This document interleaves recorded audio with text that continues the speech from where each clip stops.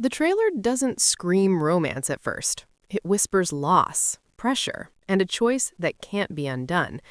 Bridgerton Season 4 Part 2 isn't teasing passion alone. It's warning us that love, once discovered, comes with a price Benedict Bridgerton may not be ready to pay. Part 2 begins in the aftermath of magic. The masquerade is over. The music has faded, and Benedict is left restless in a world that suddenly feels too small for him. For the first time, freedom no longer feels exciting. It feels empty. The trailer makes this clear immediately by showing a Benedict who is no longer drifting, but searching. He is still the same man, curious, artistic, emotionally open, but now he is haunted by the memory of a woman who saw him without his title, without his name, and without expectation. The Lady in Silver was never just a fantasy.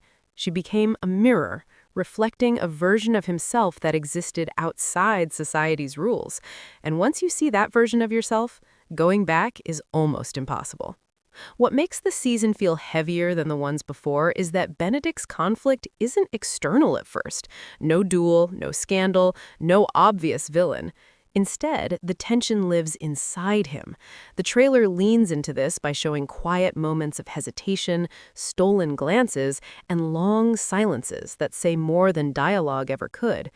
Benedict is torn between two lives, one where he follows his heart into uncertainty, and another where he accepts the role the Ton has already chosen for him, the eligible bachelor, the safe match, the man who eventually settles because that's what men like him are supposed to do.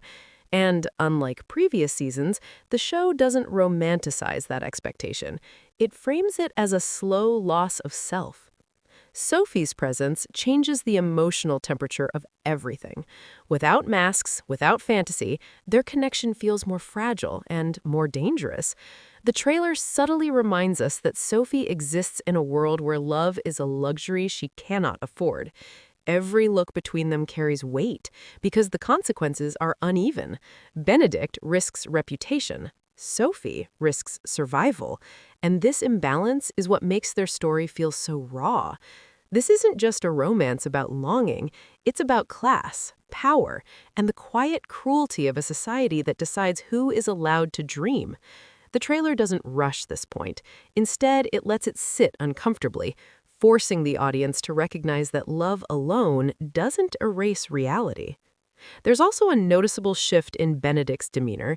He listens more, he questions more, he smiles less, but when he does, it feels earned. Sophie challenges him without trying to. She grounds him. And for someone who has spent years floating through life, being grounded is terrifying. The trailer hints that this fear will define Part 2. Not fear of love, but fear of what love demands. Commitment, sacrifice, choosing one path and letting all others disappear. For Benedict, who has always believed in endless possibility, this feels like the end of freedom rather than its fulfillment. By the end of the trailer's first emotional arc, one thing becomes painfully clear. This season is not asking whether Benedict and Sophie love each other. That part is already answered.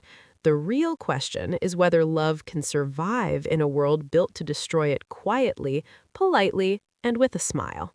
And as Part 2 approaches, Bridgerton makes it clear that the most emotional battles are not fought in ballrooms, but in the moments when characters realize they can no longer be who they once were. As Part 2 unfolds, the story shifts from longing to consequence. Benedict's search for the Lady in Silver is no longer romantic curiosity, it becomes an obsession that quietly consumes him. The trailer suggests that this pursuit starts to interfere with everything else in his life. His duties, his family, even his art begin to feel secondary to an unanswered question that refuses to leave his mind. What makes this particularly painful is that Benedict doesn't realize he is already standing close to the truth. Sophie is there, in his orbit, close enough to touch, yet separated by a reality he has never been forced to confront so directly before. The tension grows not because of distance, but because of proximity without recognition. For Sophie, part two becomes about endurance rather than hope. The fantasy of the masquerade has long faded, replaced by the harsh rhythm of daily survival.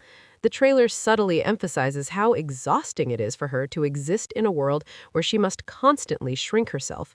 Every interaction is measured, every emotion is restrained. Loving Benedict is not liberating for her, it is dangerous. And yet, she cannot turn it off.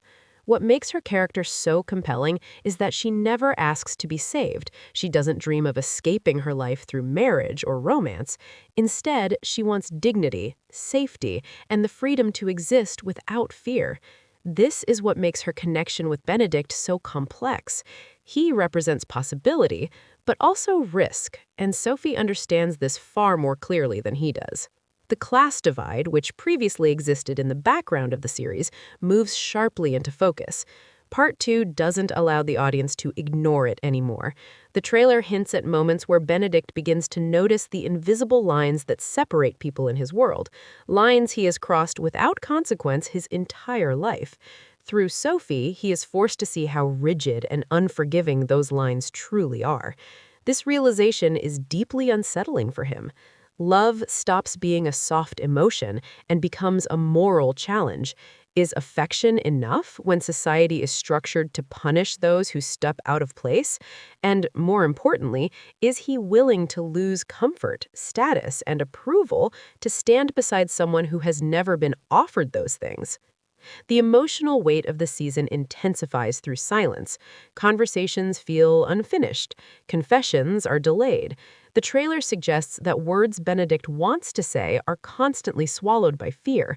Fear of ruining Sophie's life, fear of disappointing his family, fear of choosing wrong and being unable to go back.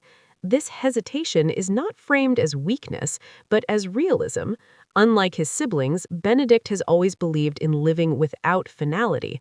Now he is learning that love demands final choices, and the longer he avoids making one, the more damage is done to both of them.